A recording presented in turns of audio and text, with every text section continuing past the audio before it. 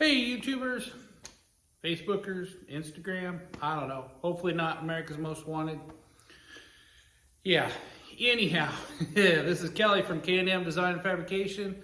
Wanted to talk to you about my welding table that we put together here recently. Part of it I've had for a long time, and I did another video, welding table part 2, and I just watched it and it was awful. It was kind of bad. I had 2 views. I think one was me and the other was my son. So I thought, I got to redo that. I got to make it better. So it was just kind of me building the table and no narration, and it just wasn't good. And I don't know. Anyhow, I was trying to make it better. So okay. So now we'll get down to the nitty gritty. Start talking more about the table, the mechanics of it, what we built and why. So when we first started out, we just kind of had a 2 foot by 4 foot. That's all it was. And I built the base out of 2 by 2 80 thousandths tubing. I just had it laying around. It's what I used. You could use, I'm sure 16 gauge would be fine, but that's what I used. And then I've got some runners on here of 2.5 inch tubing, so that 2-inch tubing could slide in and out of it for extensions. There's my clamp storage there under the table. I saw this idea on somebody else's post and I liked it, so I stole it. And got a little bit of space for just scrap material and other clamps down there. And then we added on, I ended up adding on this little 2 foot by 2 foot piece. Gave me a little bit more room, so I had a 2 foot by 6 foot, and that worked for quite a while. And then I started getting into some bigger projects, needed more room. So in my last video you saw where I welded some 2.5 inch square tubing underneath, had some extensions slide out, and I threw another 2 foot by 4 foot on there, and that gave us a 4 by 4 area back there. But then what I'm really excited about, what I want to show you now, is let me put this back in the tripod and you'll be able to see what I've done next.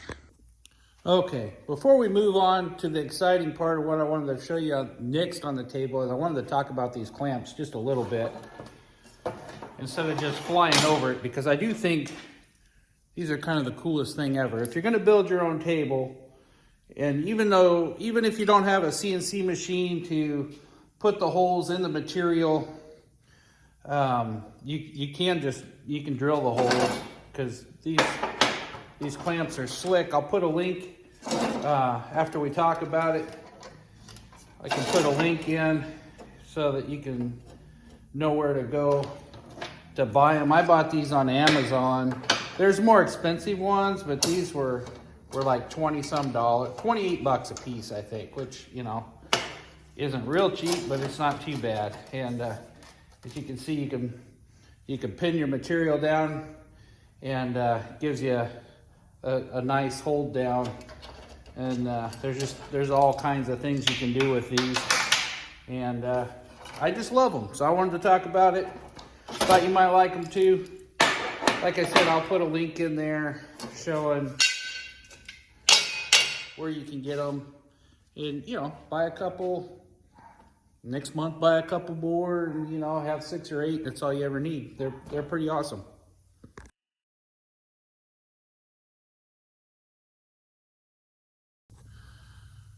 Okay, so now we'll get to that part that I've been excited to tell you about or show you. This is really the part 2 of the welding table.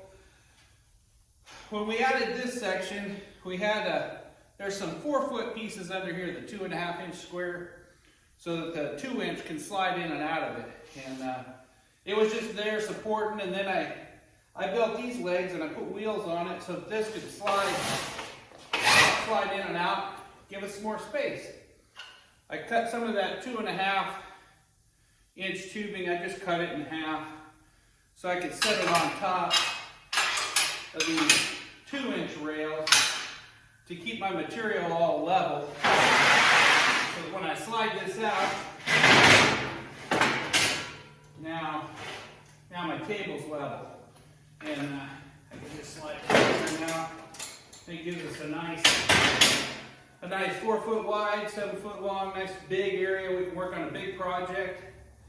Another thing that's a little bit nice is you can pull it apart and say you're welding some table legs and there's a leg going down, you needed to flip it over and weld something. You could have a leg here and here, still clamp your material here and you know, work on welding whatever else you needed to. Or if you had something really thick, you know, a lot of times you can clamp it on the edge of your table, but maybe you needed a couple clamps to hold it down level and flat while you worked on it.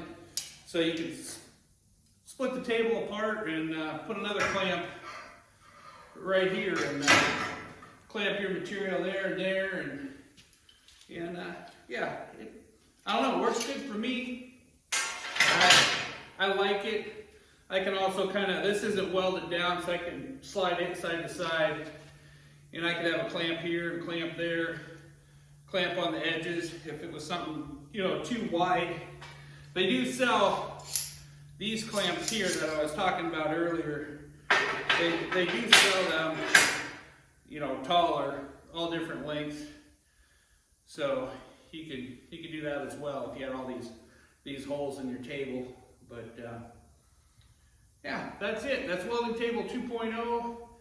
Hopefully that gave you some good ideas if you're in the middle of trying to decide how to build your own table.